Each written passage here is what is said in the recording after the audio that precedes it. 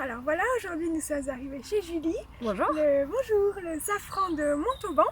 La petite cueillette, ça commence tout juste à pointer. On est vraiment au début, ouais. Son nez, c'est le tout début, un peu de retard cette année par rapport aux précédentes. Et on voit que ça arrive. Et magnifique, ça arrive, on voit que ça pointe C'est en son train nez. d'arriver. Donc voilà, les planches sont derrière nous. Alors depuis combien de temps vous avez commencé à planter du safran et vous êtes lancé dans l'aventure Alors l'aventure safran chez moi, elle a débuté en 2015.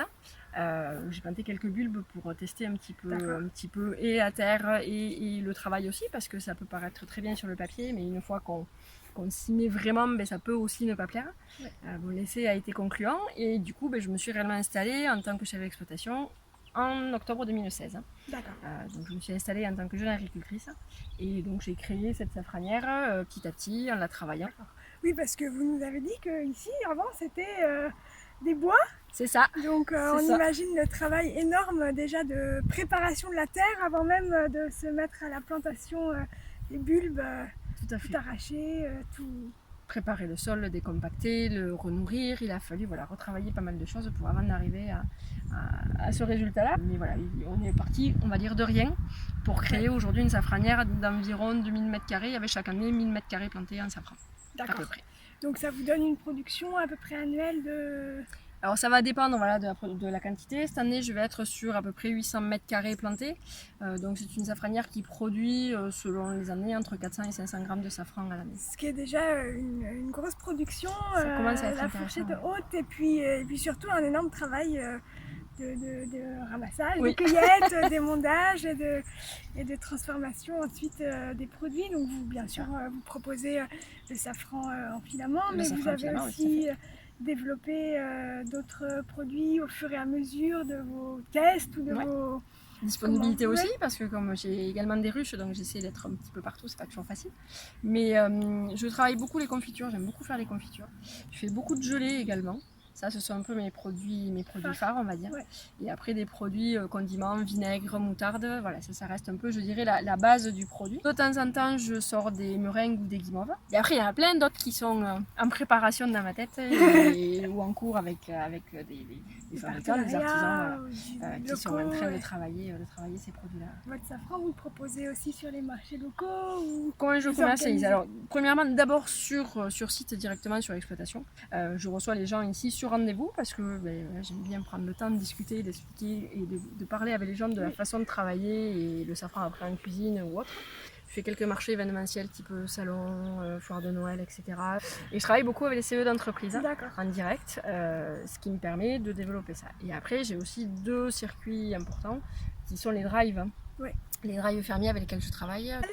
Et après, il y a des restaurateurs extraordinaires, comme on en parlait tout à l'heure, où on a qui travaillent très bien le produit, donc c'est d'autant plus agréable. Voilà, donc ça permet d'avoir un beau panel et de toucher pas mal de potentiels gourmets et de gens qui auraient envie aussi de commencer à travailler le safran pour d'autres usages. Dans le safran, c'est donc le pistil qu'on récolte, et donc c'est un peu la grande question de tous les safraniers, que faire ensuite avec les fleurs.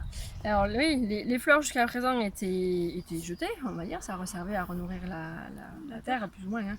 Mais on a développé, alors quand je dis on, c'est par le biais du Safranerio, qui est donc un conservatoire de la souche botanique à Quercy, à laquelle j'adhère. On a développé un partenariat avec un laboratoire cosmétique qui nous rachète des fleurs et qui nous permet du coup lui il va faire des cosmétiques, ensuite il a développé une molécule pour faire des crèmes. Et nous, ça nous permet de valoriser une fleur qui était aujourd'hui inexploitée. Ouais. Donc en fait, on travaille tout aujourd'hui sur le safran. On travaille le bulbe, on travaille la fleur séchée, du coup, une fois émondée, on travaille le pistil. Et on a cette petite partie aussi que je vais développer davantage cette année. Rien ne se perd sur le safran. Avec le Safranerio, vous parliez de la souche Quercy, donc c'est une souche historique française, locale.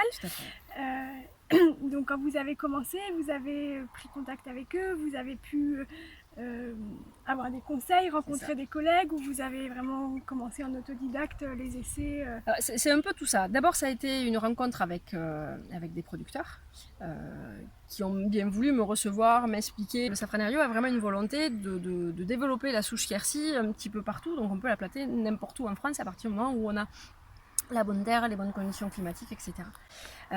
Donc ça a été assez facile de rencontrer des adhérents Safranerio qui m'ont expliqué, guidé, encouragé aussi. Et je me suis lancée, c'est comme ça que j'ai acheté les premiers bulbes à un membre du Safranerio. Et après, ce sont des échanges. On se réunit régulièrement, les expériences des uns, c'est ça. Voilà. Les erreurs des uns, alors ce qui peut marcher chez l'un ne va pas forcément marcher chez l'autre, mais ça permet, on a un enrichissement les uns les autres qui est génial et qui nous permet ensuite de mener nos cultures. Et vous, le déclic pour le safran, c'était la vision d'une fleur ou une dégustation? Alors non, même pas une dégustation. À la base, c'était un reportage. C'était un reportage, mais c'est pas venu comme ça du jour au lendemain. Ça remonte au moins à 10 ans avant que je me sois installée. D'accord. Il y a eu un jour un reportage télé et pourquoi à un moment donné ça vous parle, je sais pas. Après, moi je suis issue d'études agricoles, j'ai travaillé dans des stations de recherche agricoles, j'ai bifurqué la grande distribution certes pendant un temps, mais ce projet il était quelque part un peu là. Ça résonnait avec vous quoi. C'est ça, on est sur des phénomènes un peu rarissimes, je dirais, c'est quelque chose d'exceptionnel d'avoir la chance d'avoir du safran qui pousse ses choix, c'est pas forcément donné à tout le monde. Et voilà, quand on s'en donne la peine, parce qu'il faut quand même dire c'est ça, c'est du travail, c'est pas juste on plante les bulbes, on attend. Il y a beaucoup de travail derrière. Chaque chose vient au bon moment. Il y a eu l'achat de cette propriété qui m'a permis de développer l'activité. Voilà, ça s'est fait. J'ai quitté la grande distribution, j'avais pas forcément cette idée-là en tête, mais ça mûrissait quand même. Et puis voilà, les choses se sont faites et j'en suis arrivée là. Je suis partie de zéro et j'arrive à une safranière comme celle-ci aujourd'hui, ce qui est plutôt pas mal. Oui, non, vraiment, bravo. Merci. Et magnifique travail. Donc si vous passez dans le coin, n'hésitez pas à contacter Julie pour venir la rencontrer sur l'exploitation. Elle sera ravie de partager sa passion avec vous. Merci beaucoup pour cette belle visite. Avec grand plaisir, merci.